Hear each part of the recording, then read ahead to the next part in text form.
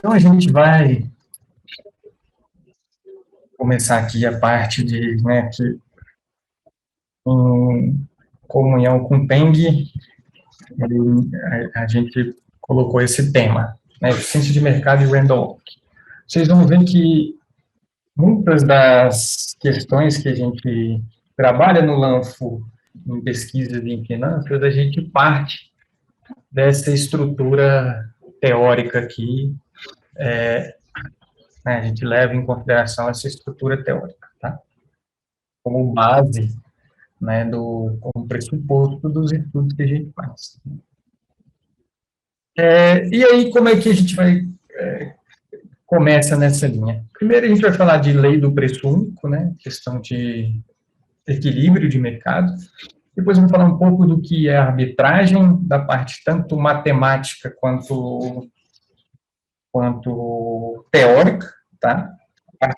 Aí, voltando a comentar, o Jonathan vai fazer a parte teórica, então vai ficar uma coisa meio, o Jonathan fala, depois eu falo, para manter a linearidade do raciocínio. E vou falar de arbitragem, depois vamos entrar no pouco de eficiência de mercado e o Randall Walk e a HME, tá? Aí posso de eficiência de mercado. Aí o Jonathan pode começar e eu vou só passando os slides aqui. Beleza. Bom dia a todo mundo, eu sou o Jonathan.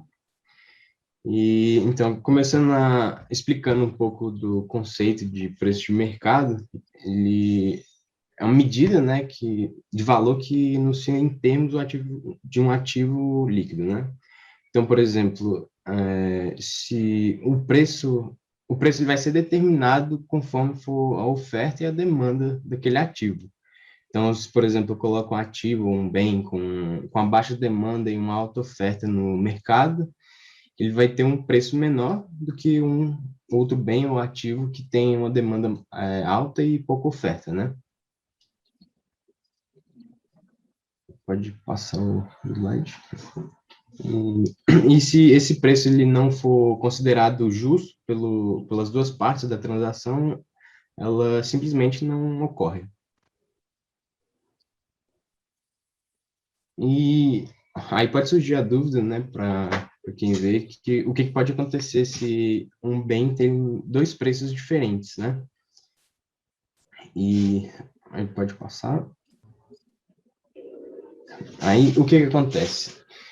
Os agentes econômicos, eles têm incentivos para sempre comprar pelo menor preço e vender pelo preço maior. E quando um agente ele consegue realizar essa ação de comprar pelo menor preço e vender pelo maior, ele consegue ganhar tem lucro com isso, sem correr risco. Isso é a arbitragem que a gente chama, que a gente vai explicar mais adiante. Agora, melhor, agora eu entro. Então, imagine o seguinte, um agente líquido, de mercado, quando os preços desses ativos entra numa carteira, uma alocação HI, tá? Uma alocação de consumo aqui, eu vou pedir para quem já viu aqui, senão ia ficar muito grande, já está grande, muito grande a gente falar de escolha intertemporal, mas aqui é a escolha intertemporal, a escolha de consumo, quando a gente entra no mercado de ativos, tá? Os agentes, assim, em termos teóricos, assim, os agentes, eles têm uma dotação de consumo em dois tempos. Então, o consumo presente, que é o C0, e o consumo futuro, que é o C1, tá? Então, a gente ele vai decidir, escolher entre o ótimo para ele, entre o consumo presente e o consumo futuro, tá? E essa parte de poupança que ele faz, se ele decide consumir no futuro, a parte de poupança que ele faz, ele está investindo em ativos, tá? Ativos financeiros. Então, você tem essa alocação de consumo intertemporal, na decisão de consumo. Ao que essa alocação HI e o consumo sejam soluções de um problema de escolha dos agentes no preço P. E, né, a gente parte de uma solução que o somatório dessa alocação é igual a zero, o consumo presente tem que ser menor do que a dotação, né, dos agentes, naquele período zero, e o consumo futuro menor do que a dotação dos agentes no período futuro. Tá? E aí você pode encontrar a existência de equilíbrio, que ela pode ser determinada, né, usando, com algumas condições de regularidade, usando o teorema do ponto fixo de Brouwer. Né? E aí, eu vou só dar uma introdução, depois o isso é um agente que é maximizador, né, de utilidade, uma utilidade contínua e positiva. Tá? Um agente que ele é maximizador de utilidade, ele vai esse ponto ótimo dele, né, nas transações do preço, então, dos ativos, ele vai fazer parte de um equilíbrio nesse ponto ótimo, né, que otimiza o conjunto dos agentes aí, tá? Então, é só um adendo da explicação anterior. Pode continuar aí, Jonathan. Então, a lei do preço único, né, ela parte do pressuposto que se você tirar os custos que uma transação tem e tudo mais, o mesmo bem ele deve ser vendido, transacionado da mesma forma, pelo mesmo preço em qualquer mercado. Ou seja, se a gente desconsiderar tarifa, custo de transporte e tudo mais, um mesmo bem ou algo muito parecido, ele deve custar, por exemplo, o mesmo preço aqui no Brasil e nos Estados Unidos. Então, por exemplo, uma camisa da Nike aqui no Brasil, ela, por essa lei, né, ela deveria ter o preço bruto igual ao preço nos Estados Unidos, né? E se isso não acontece, se essa lei não ocorre, o que acontece? Mais pessoas passam a comprar camisas da Nike, nesse exemplo, né, nos Estados Unidos do que no Brasil. E com isso, o preço da camisa nos Estados Unidos sobe porque a demanda ela aumentaria além da oferta. Só, né, complementando, aí só para não, isso desconsiderando os custos de transação, né, que o Jonathan colocou. E aí, se você tem esses preços equivalentes, né, ou tipo, como equivalentes menores para o preço da camisa da Nike nos Estados Unidos, o que as pessoas tendem a fazer? Eles compram camisa nos Estados Unidos e vendem no Brasil para ganhar em cima desse, né, fazer um ágio em cima desse valor, né? Isso ocorre até o momento que o mercado equilibre, né? Porque as pessoas vão fazendo isso e aí os preços da camisa dos Estados Unidos vão aumentando, os preços da camisa do Brasil vão diminuindo pela falta de demanda aqui. Tá? Carteiras que têm o mesmo payoff, elas têm o mesmo preço, né? Então, se XH é igual a XH', então o preço, ou seja, o payoff dessas carteiras são iguais, então os preços PJ dessas carteiras, né, carteira HJ e HJ', têm que ser iguais, tá? Isso não ocorra, você tem essa possibilidade de arbitragem, né? Então, a forma funcional do apreciamento de payoffs é um mapa, tá? Que em M, né, que pertence, né, que está, que está contido nos reais. Então, assim, cada payoff, o preço da carteira que gerou aquele payoff. Isto é, né, o seu funcional, né, vai ser uma dotação que pertence aos reais, essa dotação ela é igual aos preços dessa carteira, né, igual a essa composição dessa carteira. Para algum H, tal que Z é igual a XH, tá? Né? Se a lei do preço único ela é válida, principalmente se F e Q for um funcional linear, tá? Suponha que a lei do preço único é válida. Logo, para cada payoff Z, xão H, né, temos, né, uma matriz X e um vetor H de E, oh, meu Deus, é uma memória aí de alocação. De alocação, temos apenas um único que dizer. Então, para provar essa linearidade, suponha que Z e Z' pertence a esse espaço M, esse mapa M, tal que Z, XH e Z', esse aqui é X, tá? X, H'. Para cada carteira H e H'. Para quaisquer números reais, lambda e mi, pertencente aos reais, né? O payoff pode ser gerado pela carteira lambda mais mi, lambda H mais mi H', com preço lambda P vezes H mais mi P vezes H'. Né? Então, a gente só está aplicando aqui, né, distribuindo os P. Uma vez que os números reais, né, esses pesos lambda e mi, uma vez que a lei do preço único é válida e, portanto, que é univalente, então, o P de lambda Z mais mi de Z' é igual ao lambda PH mais mi PH', que é nada mais é do que uma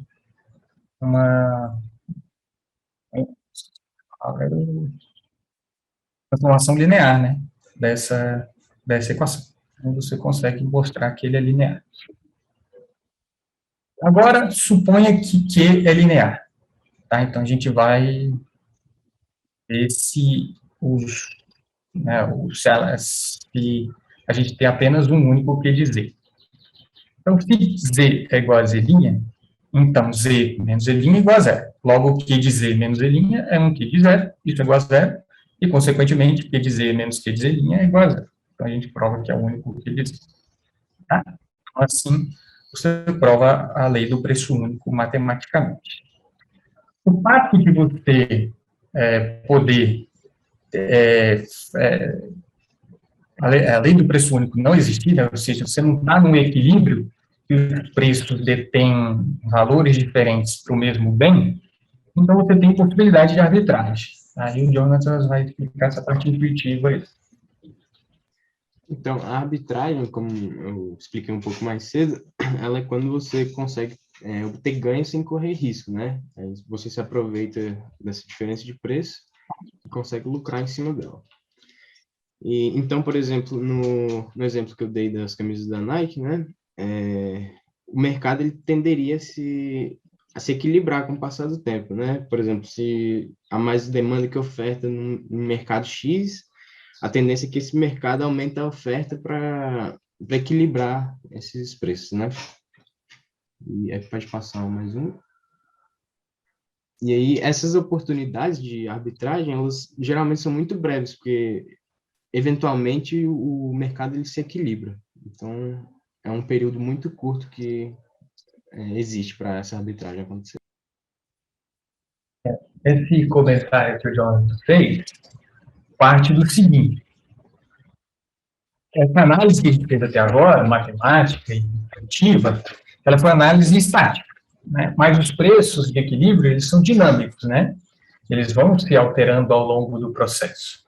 Um exemplo disso foi a discussão que a gente teve lá na oficina do paper do Peng de Future Selection, né? A gente falou lá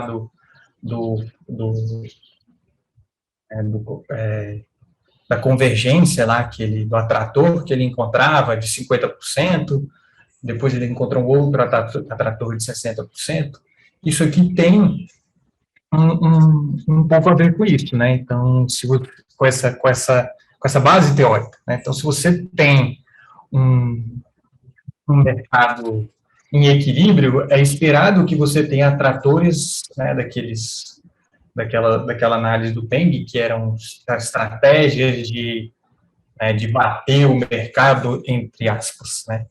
Estratégias de bater o mercado técnicas, né, de análise técnica, você não teria um ganho, né, seria a mesma coisa que jogar uma moeda para cima. Então, é esperado que você tenha um atrator, se você está em equilíbrio. Agora, se você tem um atrator que gera ganhos consistentes, então você está no mercado que não está em equilíbrio, né? E aí é aquela discussão que a gente teve lá ao longo da oficina do Peng. Tá? Então, num equilíbrio dinâmico, esse modelo ele vai se deslocando. Né? A gente vai falar um pouco dele aqui, não vai fazer a prova matemática, mas vai falar um pouco dele aqui dessa questão do, né? Então, a arbitragem, né? Uma arbitragem é uma carteira H que satisfaz esse x de H maior ou igual a zero e, né, o preço dessa carteira vezes a alocação menor ou igual a zero, com pelo menos uma desigualdade estrita. Isso é uma arbitragem normal, né? E tem uma arbitragem forte, quando você aqui não precisava desse pelo menos, agora vendo aqui, com pelo menos uma desigualdade estrita, porque uma já vai ser desigualdade estrita, né? Quando você vai ter menor ou igual a zero, tá? Não é a mesma coisa, só que agora você tem necessariamente essa desigualdade como sendo estrita, tá? Então, né, se não existem oportunidades de arbitragem forte, então a lei do preço único é válida. Então, se não existe arbitragem, a lei do preço único é válida. Se eu não consigo arbitrar no mercado, então eu estou num preço de equilíbrio, né, intuitivamente falando, se eu não consigo arbitrar no mercado, foi o que o Jonathan comentou agora, eu consigo intuir que a lei do preço único é válida. Né? Então, suponha que a lei do preço único não é válida, tá? Isto é, existem duas carteiras, H e a galinha, tais que os preços delas, né, são diferentes. Então, elas têm o mesmo payoff, mas possuem preços diferentes. O mesmo payoff, você pode pensar aqui como o mesmo nível de utilidade, tá? Tem preços diferentes. Então, arrumando as equações assim, mas a gente vai tendo duas carteiras.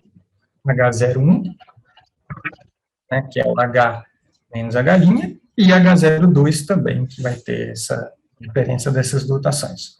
Ambas têm preços não nulos e uma delas tem preço negativo. E, consequentemente, como ela tem preço negativo, ela cai nessa definição aqui de arbitragem forte, né, que é isso, que é essa desigualdade estrita aqui, e aí a gente consegue demonstrar que ela é uma carteira que tem essa característica, ela é uma carteira que possui arbitragem, tá?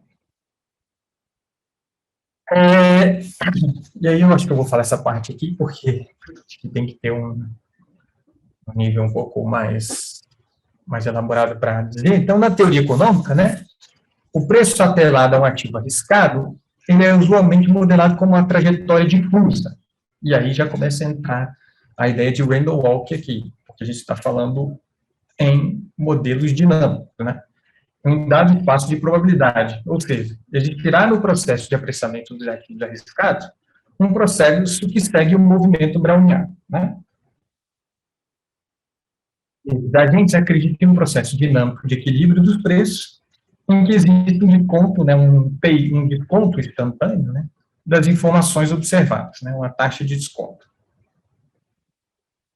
Então, para Campbell, né, existe um vetor de estados positivos de preço que não existirá a possibilidade de arbitragem. Tá?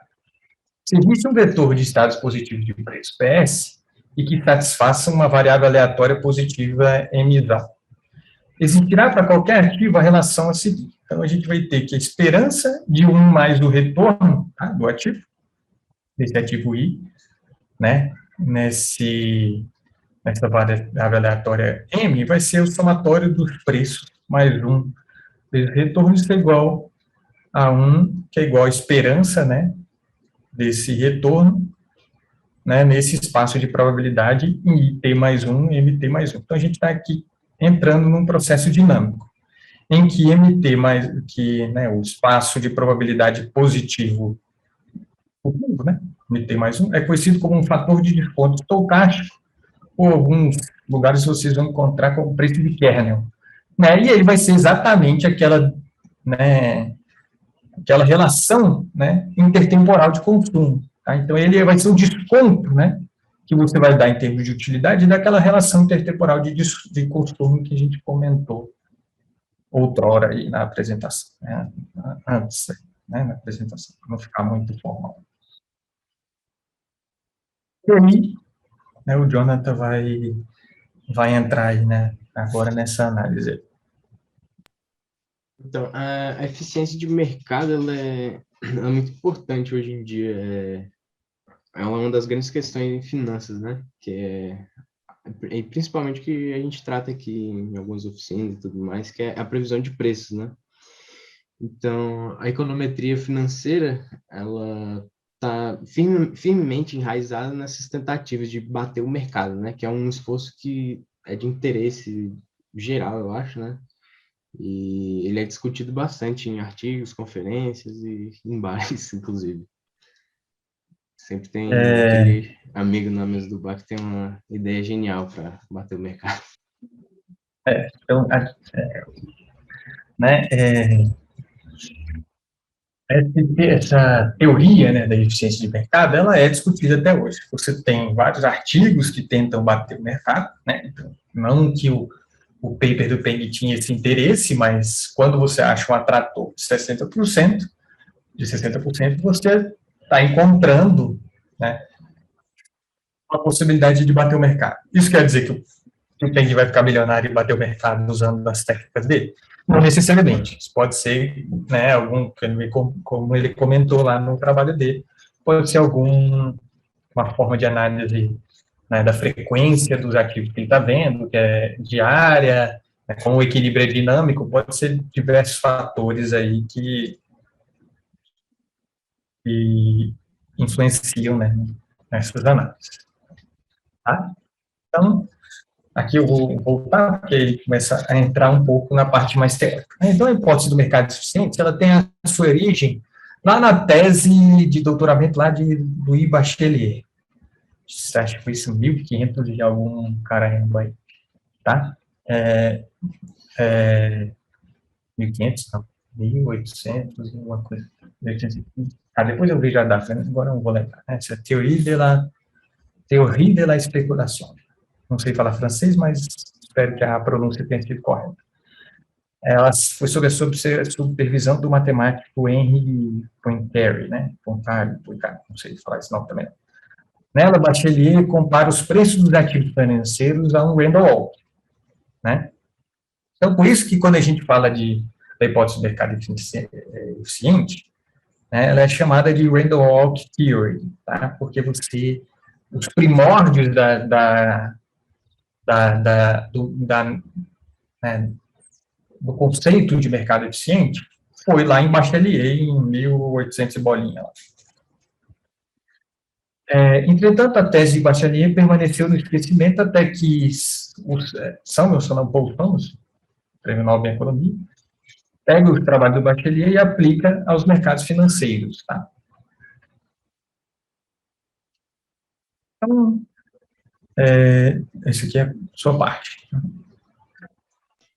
Então, a hipótese de mercado eficiente, ela diz que os ativos, eles geralmente, né, normalmente estão em equilíbrio e são apressados de forma justa. Então, não tem como você derrotar o mercado, a não ser que você tenha sorte, né? E ela é postulada em três formas, né? Que é a forma fraca, a forma semi-forte e a forma forte. A forma fraca, ela diz que os preços, os níveis de preço, né? Eles refletem toda a informação disponível do passado. Então, um declínio recente ele não é motivo para a gente achar que as ações vão subir ou cair no futuro. Já a forma semi-forte, ela diz que os níveis de preço eles refletem toda a informação publicamente disponível. Então, além de não ter como você arbitrar considerando o passado, também não adianta você procurar os ativos que estão subavaliados e tal, com base em informação pública. E, por último, tem a forma forte, né, que ela geralmente não é muito aceita, mas ela diz que os preços eles refletem toda a informação, mesmo a informação que é privilegiada, inside information, e ela não é aceita exatamente por isso, porque a gente percebe que na prática tem como você ganhar muito com informação privilegiada.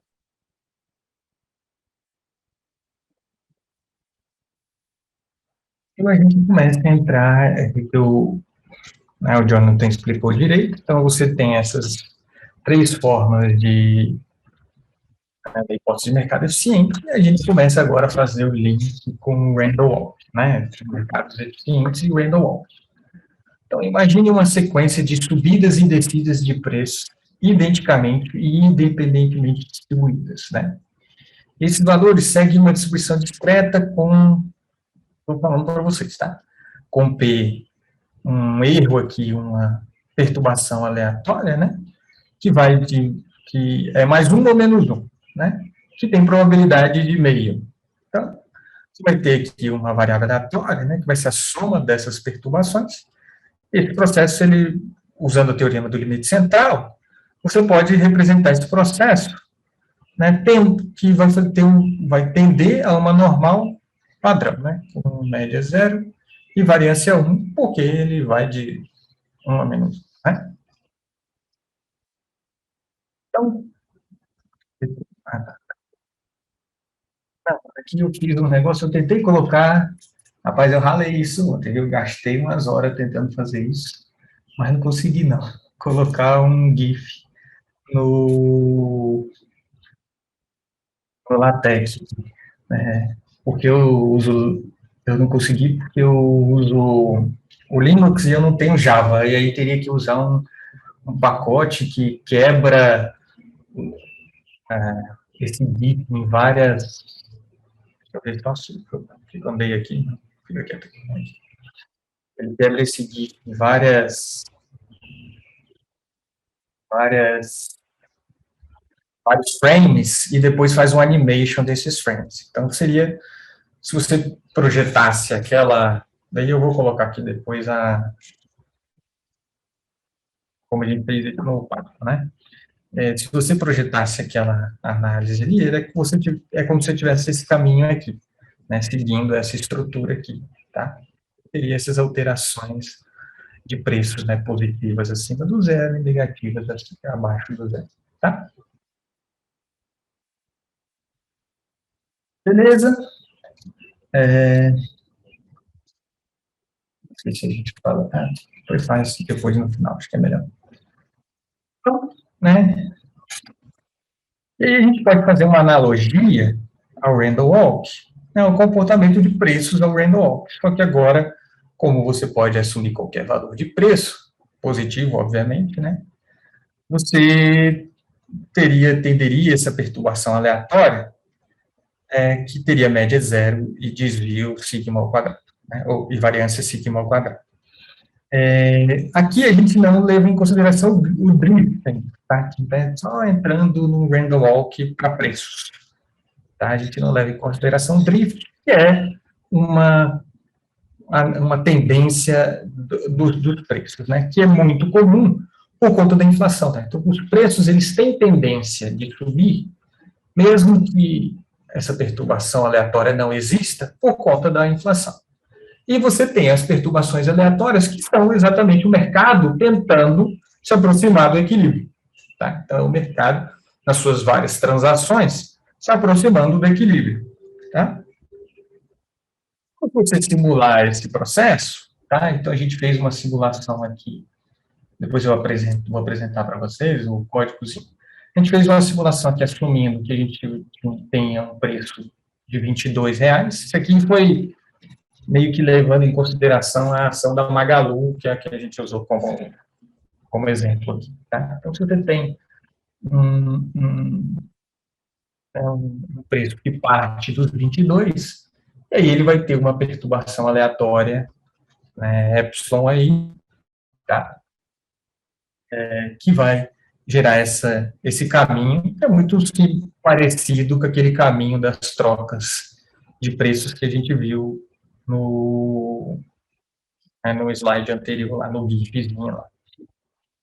Então, a gente começa a entrar aqui numa situação, uma questão de hipótese de martingale.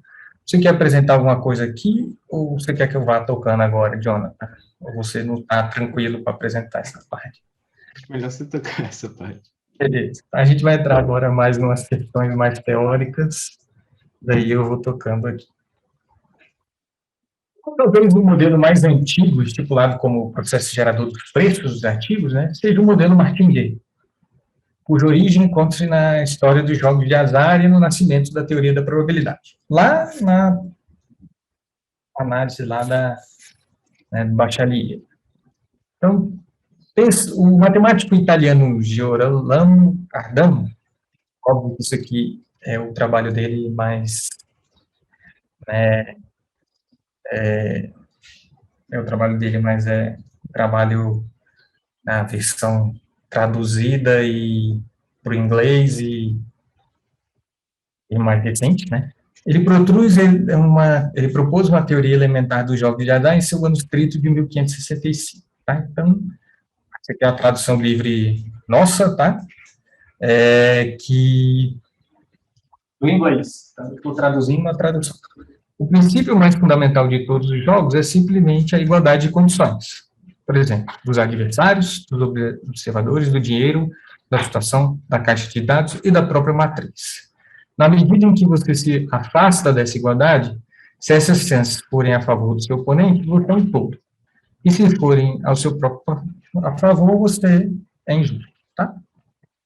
Essa passagem apresentada contém a noção de jogo justo, né? Fair game, de bachelier. Então, um jogo que não é a favor nem do proponente, nem do oponente, né? É o fair game. Então, essa é a essência de um martingale, a qual o processo estocástico de P de T vai satisfazer a seguinte equação. Então, você vai ter que o valor esperado de T mais 1 ele vai estar dado, né? Ele vai levar em consideração o PT menos 1, o PT menos 2, o PT menos 3, e assim sucessivamente. Então, o preço do PT, né? Ele é o valor esperado, né? No PT mais 1, dado o período passado, tá? É o equivalente, né? O PT mais 1 menos PT, né, dado essa construção passada, né, ele vai ser igual a zero. Isso, na verdade, é uma noção de retorno, né? Isso aqui a gente tem uma noção de retorno esperado do ativo. Então, é por isso que quando a gente faz uma análise de retorno, a gente tem o valor, né, aqui a média está essa linha tracejada em vermelho, e aqui são as perturbações aleatórias do retorno. Por isso que quando você pega o retorno, e cada vez que você aumenta a frequência do retorno, esse retorno, a média dele vai ser cada vez mais próxima de zero. Tá? Porque você está em torno do equilíbrio, e as negociações, elas estão sendo atraídas, né? Como o Peng gosta da econofísica, essas negociações elas estão sendo atraídas para o preço de equilíbrio. Então, se você está se aproximando do preço de equilíbrio, a relação entre o preço de hoje com o de ontem nada mais é do que zero. Né? Você não tem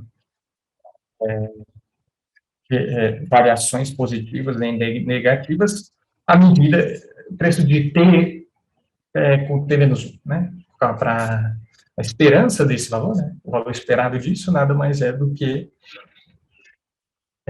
zero. Né? Porque você está pegando a diferença dos preços, e como essa diferença dos preços, se você está em equilíbrio, os preços eles estão sendo atraídos para o equilíbrio, essa média tem que ser zero, e as variações são as perturbações aleatórias oriundas dos processos de negociações de oferta e demanda. Tá? Segundo, agora a gente começa a entrar no random walk linkado ao mercado eficiente. Né? Então, você tem o random walk 1, que assume incrementos I e D. Né? Então, segundo o Samuelson, né, 65, a hipótese de parcial aleatório refere-se aos incrementos independentes e identicamente distribuídos do preço PT, representado pela seguinte equação, que segue um processo autorregressivo de ordem 1. Né? Então, quem percebeu, né, o processo, aqui não é, está mais bi aqui, mas é bi mais PT menos 1 mais bi. Né?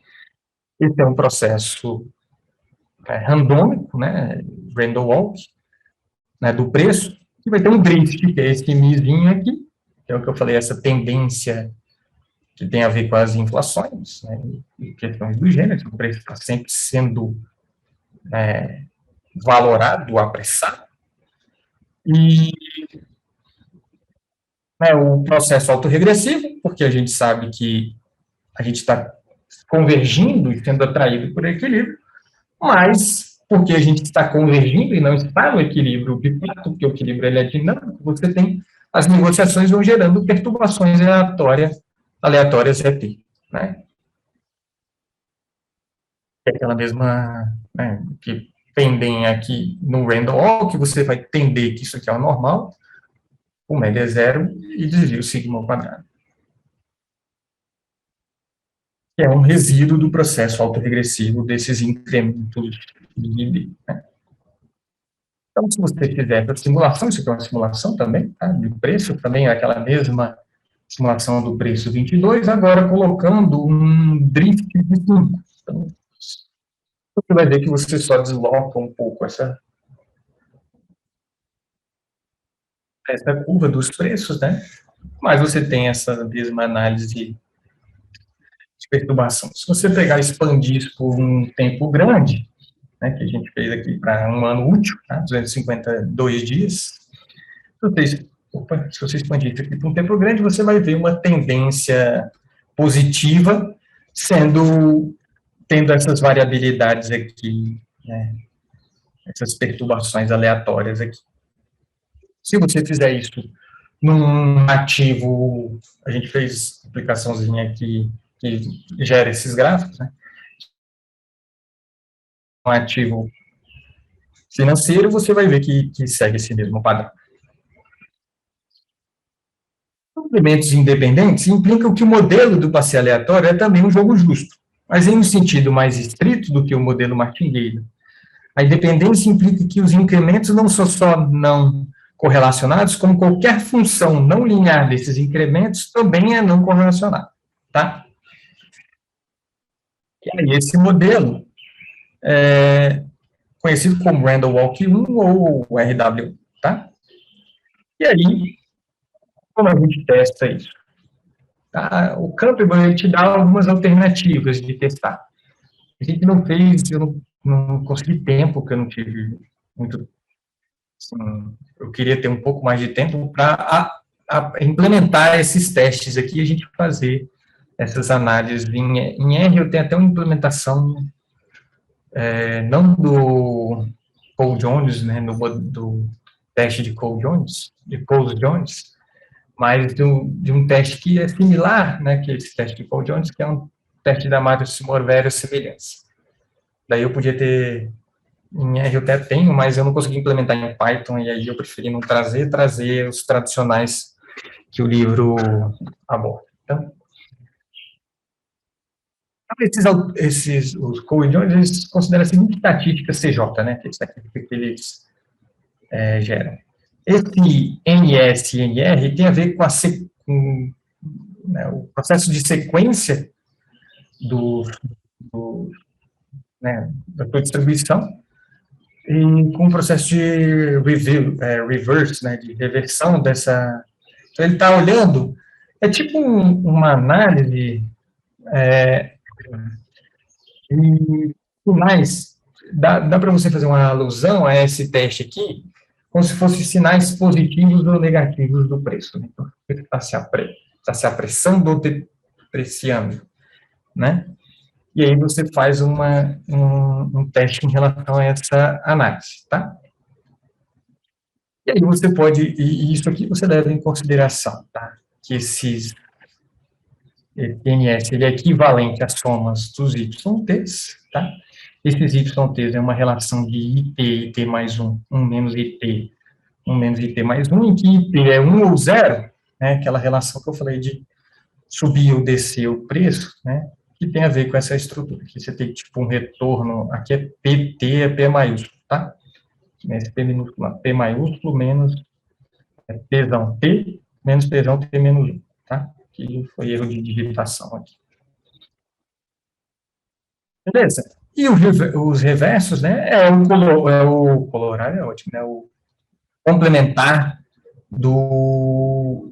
da sequência, tá? Então, você teria o complementar da sequência, se você assume que a sequência é um apressamento, o complementar é um depreciamento ou mantendo igual a diferença entre os, tá?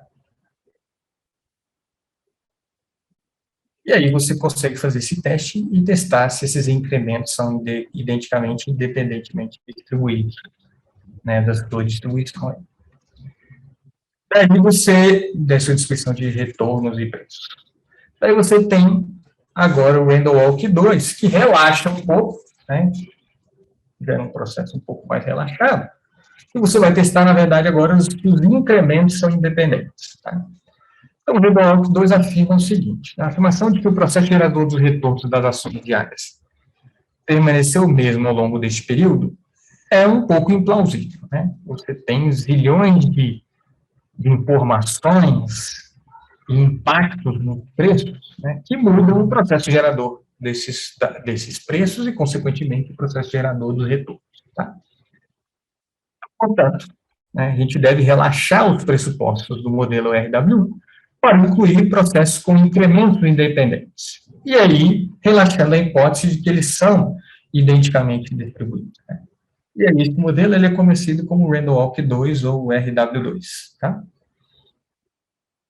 O modelo RW2 contém claramente o modelo RW1, né, que ele é um processo mais relaxado, como caso especial.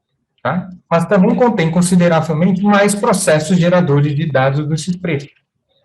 Por exemplo, o modelo RW2 permite a heterocedacidade incondicional, o qual é uma característica particularmente útil quando a gente vai olhar empiricamente, né, os dados dos retornos financeiros. Beleza. Como é que a gente testa o RW2? Daí, essa parte de teste, a gente já não aplicou, tá? A gente não fez a aplicação disso. Tem o teste de habilidade preditiva de Hansen. Eu não sei, eu não conheço, nem lembro, também não lembro direito, mas também não li com tanta acuracidade o paper do Peng lá de Paper Select. Se ele usa exatamente esse teste de habilidade preditiva de Hansen. Né? O teste é um caso mais geral, o qual engloba o teste de realidade de White como caso particular. Esse teste compara a performance, performance de previsibilidade de dois ou mais modelos contra os seus N competidores. Funciona comparando todo o universo de regras de análise técnica, por exemplo, ou um subconjunto de modelos candidatos contra a estratégia proposta para uma distribuição de valores da medida de performance escolhida. Então, você pode escolher uma medida de performance específica e comparar regras, né, de análise técnica, não sei se foi isso que o Peng usou lá no trabalho dele. Você pode comparar subconjuntos de modelos, né, você pode ver se um modelo bate um benchmark usando esse tipo de teste e por aí vai. Tá? Então, como é que funciona esse teste? Assim, eu estou pulando milhões de etapas aqui, mas senão a gente ia ficar falando, esse aqui eu estou usando como base uma aula do professor Pedro, tá, de econometria financeira. Se não me engano, essa aula foi umas 2 ou 3 aulas de 4 horas. Então, só dessa parte. Então, eu vou pular bastante coisa aí, tá? Mas, o que esse teste, né, ele usa uma estatística V barra N, né, que é dada por Vn, que é o argumento máximo, né, de K1 a M, raiz quadrada de NFK, dividido pelo sigma chapéu, onde x mais i, né, esse x, ele é o máximo de x e zero, e o sigma k é algum estimador consistente para o desvio padrão de NFK. E o que é FK? Ele é uma análise daquele log retorno, você vai fazer lembra daquela equação que eu mostrei de equilíbrio dinâmico? Ah, peraí. Como é que tá mais? Peraí. Ele faz é um log desse R, dessa parte aqui, tá? Dessa análise aqui. Então, você está fazendo essa FK, ele é uma teste dessa situação aqui.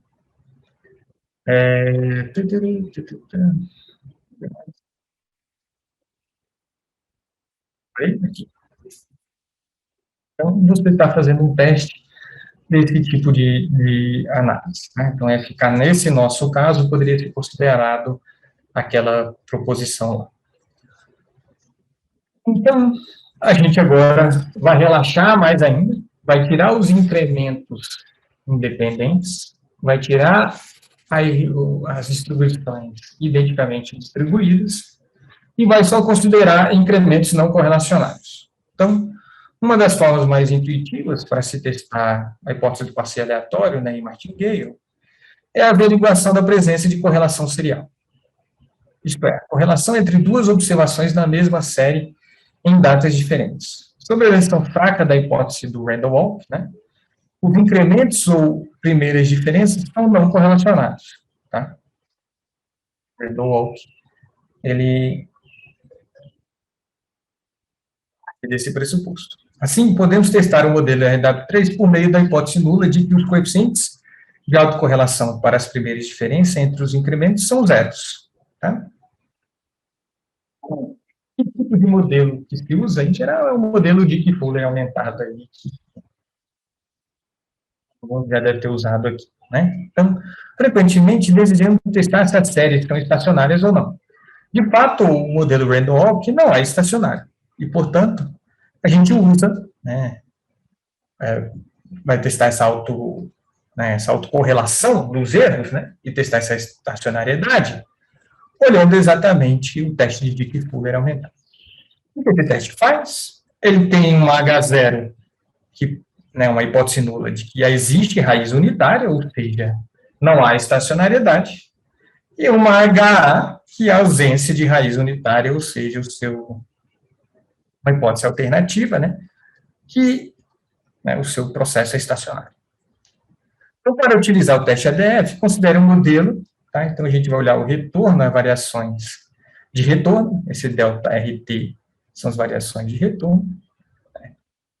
Um alfa mais um beta T, mais um gama RT menos 1, mais um delta 1, delta RT menos 1, e assim sucessivamente. Esse delta RT, ele representa a primeira diferença do retorno, né?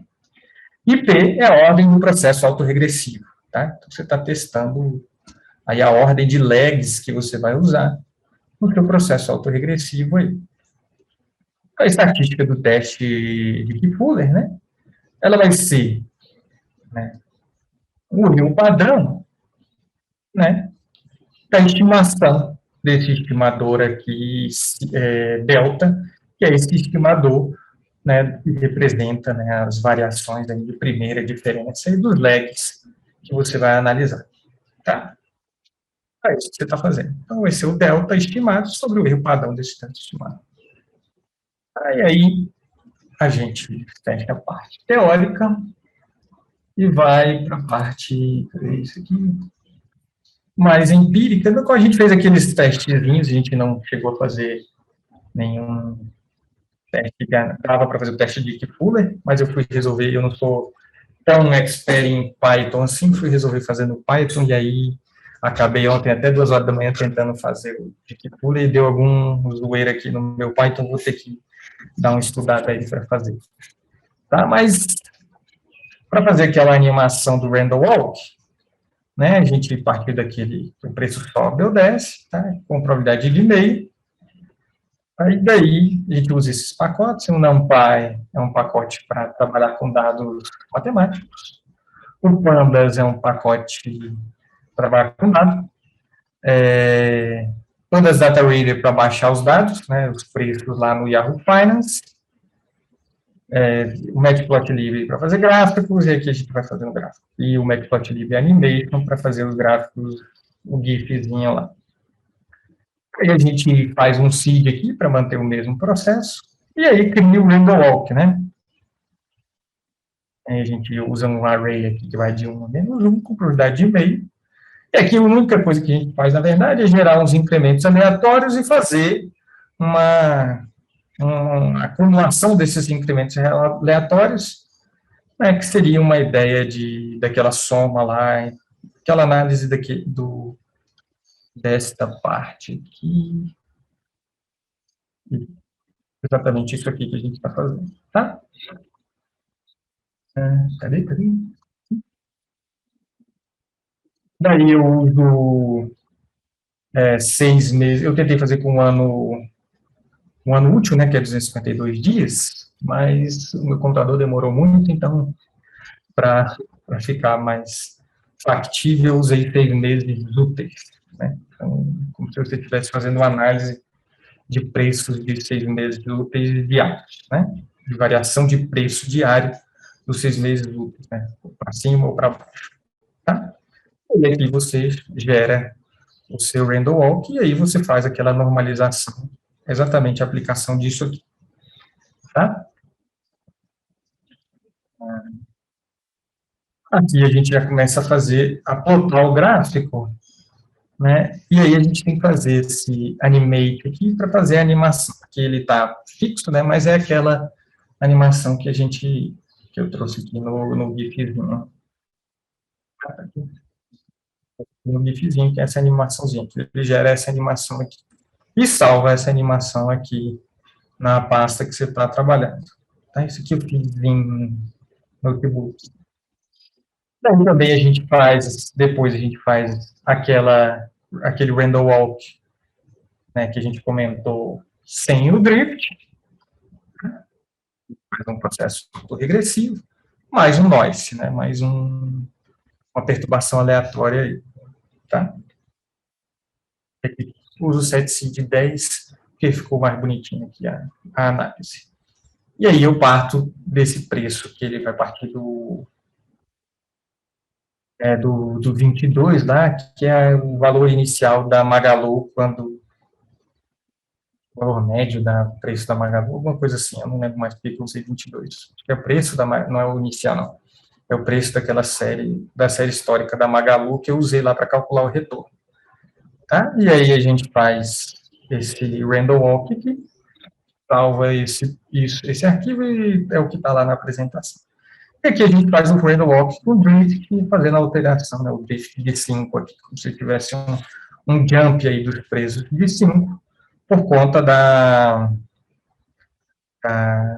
aqui eu até coloquei um negócio que dava para ver mais esse jump, que eu esqueci de colocar lá na apresentação. Que dá para ver melhor esse deslocamento por conta do drift. Aí a gente começa a fazer a aplicação do martingale aqui. Eu baixo os dados lá da Magalu, de 2000, início em 2000, que a Magalu tem início das ações de 2011, né? Em 2 de maio de 2011. Aí eu clico com esse data frame, tá? Aí eu faço umas maracutaia aqui para ficar com esse date aqui não como index, mas como variável para mexer nos gráficos.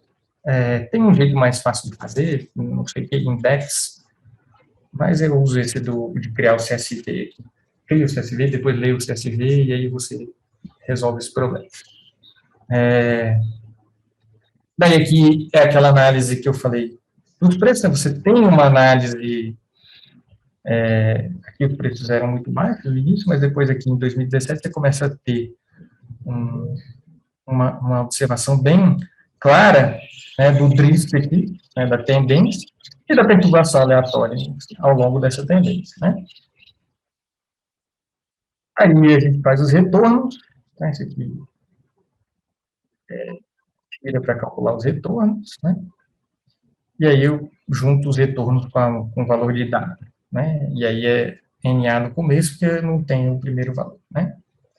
E aí a gente calcula aqui um gráfico interativo, né, que foi o que eu coloquei lá, e aí vocês veem aqui que o retorno, né, os retornos ficam muito próximos de zero, e a média é quase zero, né? A média desse negócio é quase zero. E você vê, e aqui são as perturbações aleatórias, né? Vocês vão vendo que tem perturbações altas, né?